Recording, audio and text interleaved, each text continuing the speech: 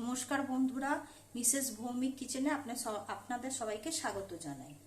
আজকে আমি বানাবো এঁচোড় কালিয়া। এখানে এঁচোড়টাকে ছোট ছোট পিস করে নিয়েছি, নিয়ে সেদ্ধ করে নুন হলুদ দিয়ে ভেজে রাখা। এখানে আলুটাও ছোট ছোট করে কাটা, নুন হলুদ দিয়ে ভেজে রাখা। এবার এইটা তৈরি করতে জন্য কি কি উপকরণ লাগবে আপনাদের বলে দিই। এখানে পেঁয়াজ পেস্ট করে রাখা আছে, এখানে আদা রসুন পেস্ট করেছি, এখানে টক দই আছে, ভালো করে ফেটিয়ে রেখে দিয়েছি।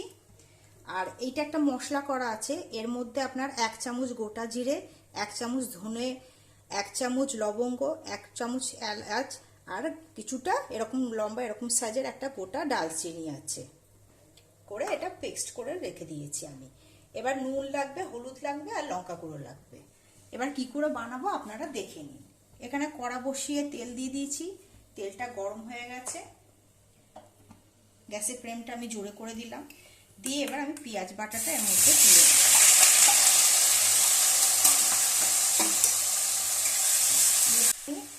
আদা রসুন পেস্টটা এখানে দিয়ে দেবো 2 চামচের মতো, দিয়ে ভালো করে নাড়িয়ে কষাবো। এরপরে আমি যে পেস্টটা করা ছিল, গোটা গরম মশলা, গোটা জিরে, গোটা ধনের, এই পেস্টটা আমি দিয়ে দেবো। একটু মিশিয়ে পরে একে একে গুঁড়ো গরম মশলা আমি অ্যাড করব। হলুদ গুঁড়ো দিয়ে দেবো পরিমাণ মতো, কালারের জন্য আর ঝালের জন্য লঙ্কা গুঁড়ো দেবো,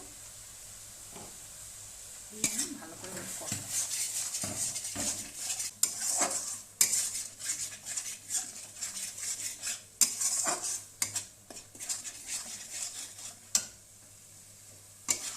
মশলার কাঁচা গন্ধটা যতক্ষণ না যাচ্ছে ততক্ষণ পর্যন্ত কষিয়ে নেব। মশলা ভালো করে কষানো হয়ে গেছে, এবার আমি টক দইটা তুলে দেবো, দিয়ে আবার ভালো করে মশলাটার সাথে মশলাটা ভালো করে কষানো হয়ে গেছে।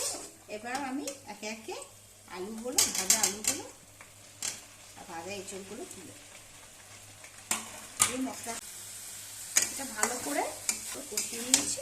এবার একটু জল ঢেলে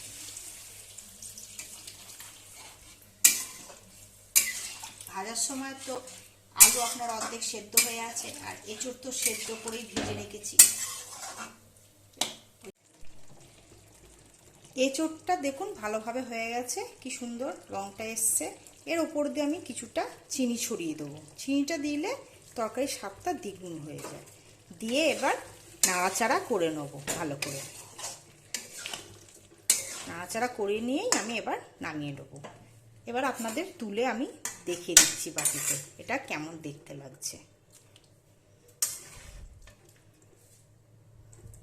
বাটিতে তুলে তরকারিটা দেখুন কত সুন্দর দেখতে লাগছে। আমার এই রেসিপিটা যদি আপনাদের ভালো লেগে থাকে, আমার চ্যানেলটিতে একটা লাইক, সাবস্ক্রাইব আর শেয়ার করতে ভুলবেন না। আর নিত্য নতুন কোনো রেসিপি যদি জানার থাকে অবশ্যই কমেন্ট করে জানাবেন।